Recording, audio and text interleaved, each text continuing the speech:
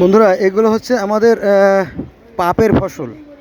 হ্যাঁ, এটা পাপের ফসল বললাম কে জানেন?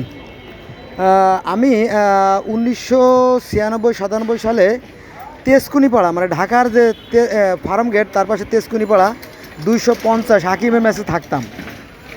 তো আমাদের যে কাজের বুয়া যিনি রান্না করে দিত, তার স্বামী 4-5টা বিয়ে করছে, বুঝছেন? 4-5টা বিয়ে করছে। তো প্রথম পক্ষেরই মাই এলো 5টা। সে ময়মনসিংহ, তারপরে সিলেট, চট্টগ্রাম থেকে শুরু করে ঢাকা, এরপরে যশোরে আছে বিয়ে করে। হ্যাঁ, তো জন্ম দেয় আর খোঁজ নেয় না, জন্ম দেয় আর খোঁজ নেয় না। হ্যাঁ, এটা হচ্ছে তার ফসলের একটা অংশ। তো এ হলো আমাদের পাপের ফসল। একটা কথা আছে যে 1 ঘর পাপি মরে 7 ঘর নিয়ে, এভাবে পুরা জন্ম দিয়ে যায়।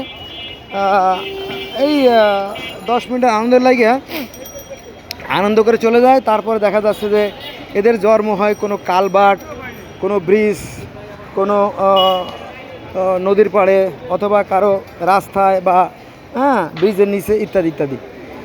তো এগুলো কখনো মানুষ হয় না, এগুলো অমানুষ হয়ে যায়। পুরা দেখবেন যে ওই যে নেশা করছে, নেশা বলতে ওই যে জুতার যে আছে না, যে আঠা আছে, ওই আঠাগুলো দিয়ে ওরা নেশা করে। সারাদিন নেশা করে। এরপরে যখন ক্ষুধার যন্ত্রণায় যখন হিংস্র হয়ে যায়, যখন ক্ষুধা যখন তাদেরকে তাড়না করে, উন্মাদ হয়ে যায়, পাগল হয়ে যায়, তখন তারা কি করে জানেন? এই দেখেন, রাস্তা জুড়ে হোটেল, রাস্তা জুড়ে দোকান, রাস্তা জুড়ে ব্যবসা, সব রাস্তা জুড়ে। এগুলো অন্যায়। পাপ, রাজার দোষে রাজ্য নষ্ট, প্রজা কষ্ট পায়। এই দেখেন।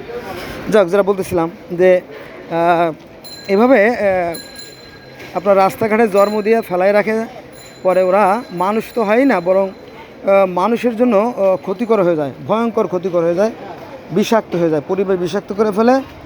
ওরা আপনার একটা সুন্দর দামি সাইনবোর্ড, যেটা আপনি 1000 টাকা দিয়ে তৈরি করছেন, সেটা ওরা নিয়ে 50 টাকা বিক্রি করবে।